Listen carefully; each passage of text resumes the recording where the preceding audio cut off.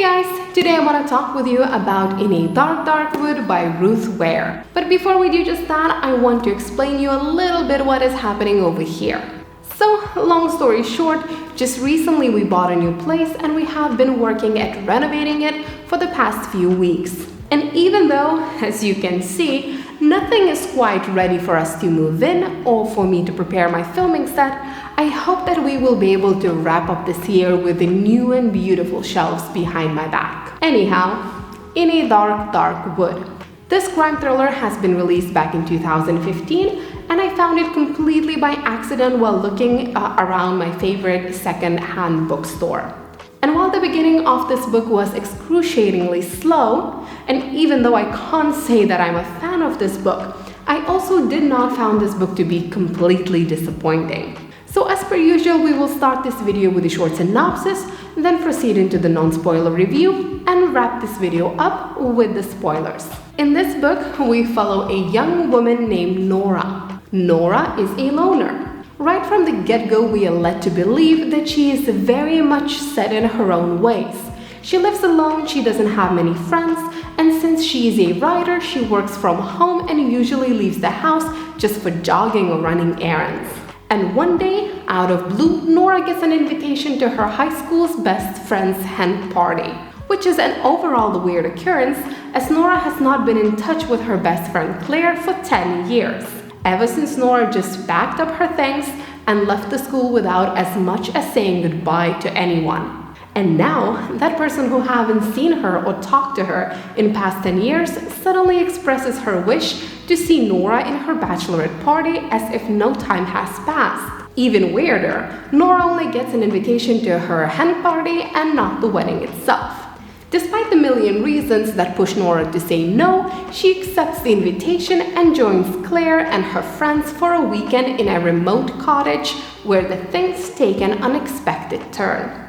Alright, so let's start this review with the reasons why I can't say that I honestly enjoyed reading this book. First of all, In a Dark Dark Wood is definitely a very slow burn thriller. Imagine the last thriller novel that you read and thought that the book would be great if the things would be happening just a little bit quicker. I bet that In a Dark Dark Wood is slower than that book that just popped in your head. The very first chapter of the book kinda gives you the taste of the mystery that is about to happen, but the next 200 pages feel like a never-ending snooze fest. The story moves excruciatingly slowly, and it doesn't pick up the pace until the last 100 pages or so. And while I consider myself to be an avid reader of thriller, mystery, horror, and crime novels, this book bored me so much that I must have read at least 15 other books in between of reading this one. There's nothing really thrilling about it. The majority of it just feels like a never-ending weird soap opera and not a thriller. To be completely honest, if I would be the type of person who would just drop a book without finishing it, I would have done that within the first third of In a Dark Dark Wood. Another, even worse reason is that I found Nora to be a very, very unlikable protagonist. She's very closed off, immature, and more often than not, she feels to be incapable of standing up for herself or expressing her own opinions. Also, one more thing that I found rather inconsistent with Nora's character is that at first she's presented to us like someone who is dealing with social anxiety, or at least some form of it. Someone who is introverted, who prefers her own company, yet someone who is also struggling at saying no when it comes to social interactions, which leads her to accept the invitation to hen party in the first place. Now that is something I can relate to. However, the more book progressed, the more it started to feel that the social anxiety angle is being forgotten, and now Nora is just being whiny and childish. Overall, it's not only Nora who is an unlikable character. All of the characters introduced in this book are. Honestly, I can't say that there is one single character in this book who didn't drive me crazy. They all just felt obnoxious, spoiled, and full of themselves. They looked down at each other and seemed to be happy about each other's pain. They might not be inherently bad human beings, but when you have friends like that, you don't really need enemies. Moreover, While talking about the characters, I also have to mention the decision the author made to introduce us with practically all of the characters of the book at almost the same time. Yes, we meet our protagonist and her friend Nora a little bit before the rest of the crowd. I mean, I understand that we are following a character who just arrived to a hen party and meets all the other participants, but I found it rather difficult to get to know or care about so many characters at once, especially since they all just felt the same to me. At some point, I sat down and started writing down little notes about each character, just the basics like, okay, Nina is a doctor, Melanie, she's a mom of a newborn, Tom, he's a playwright, and so on. I started to do that just so I could easily look back and remember who each person is. And as far as I can remember, this is the very first time that I ever had to do this while reading a book. Lastly, once the action started to finally unfold, I found this book to be very predictable and to an extent unrealistic. So is there anything positive that could be said about this book? Well, the writing is great, and I guess I should also compliment the author for bringing to life such a cast of characters who just made my blood boil, which shows the overall promise that the author could write a book that could be wonderful. Also, I have to keep in mind that maybe this book just wasn't my cup of tea. If you're interested more into group dynamic than the actual mystery of crime novels, then maybe you should give In a Dark Wood a try. Anyhow, I think now it's a great time for us to move into spoilers so we could talk a little bit more about the ending of this book. So if you haven't read it yet, but you think that it is something you would like to do, then you should click off this video now.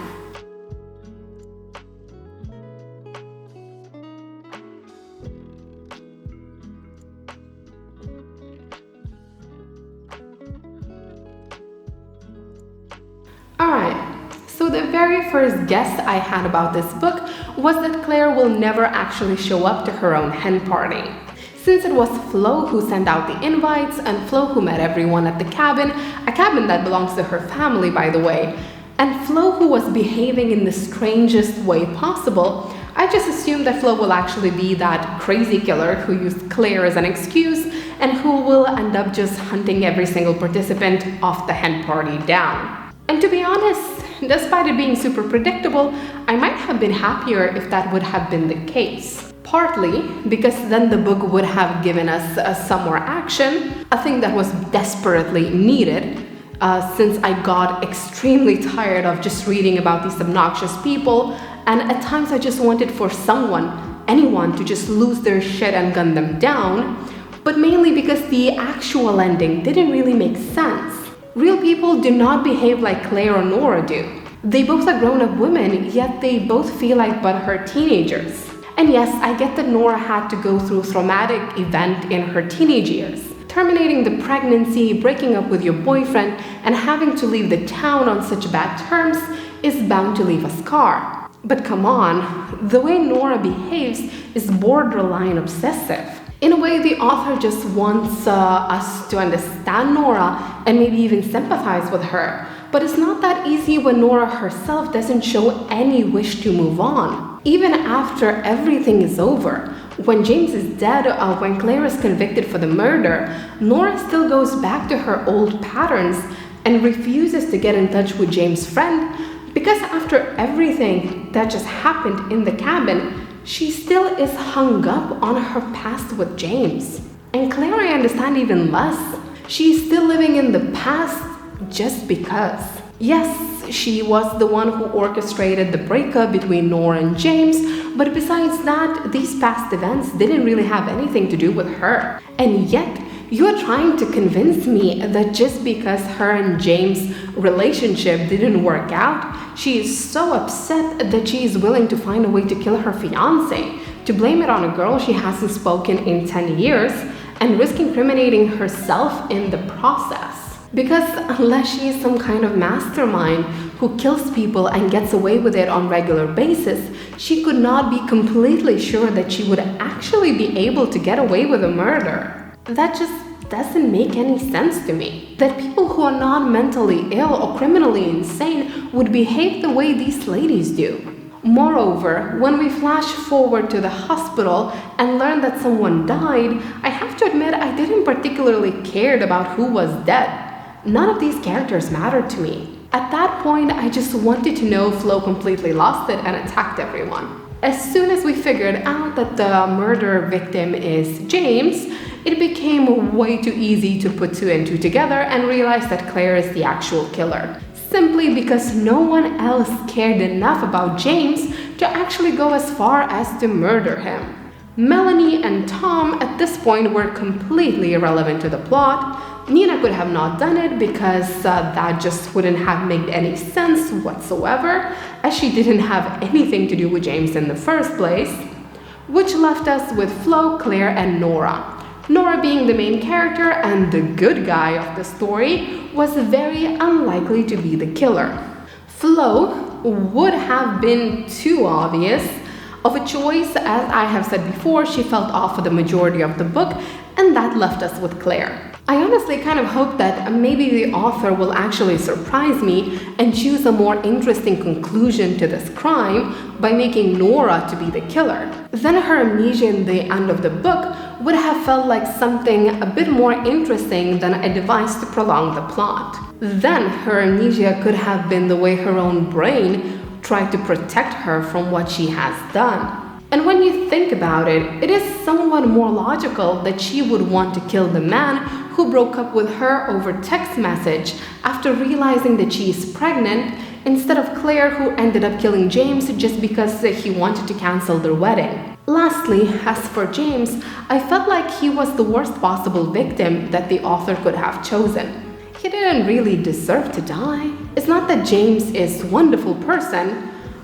He's just like the ladies, holding up to the past, breaking his engagement with a girlfriend whom he presumably loves because she confesses to him something she has done 10 years ago. But I thought he was the worst victim because I didn't care that he died. If you're only gonna kill one person from the whole bunch of characters that we have followed throughout the whole book, at least make it someone that we, the readers, have a connection with. Not someone who just appeared out of nowhere and died just as soon as he appeared. What's the fun in that? Anyhow, for me, this book lacked action. It wasn't thrilling, it wasn't scary, it wasn't deep or challenging when it came to me trying to predict the plot. It was just there. A simple story that you forget almost as soon as you're done reading it. But that's just my opinion. What about yours?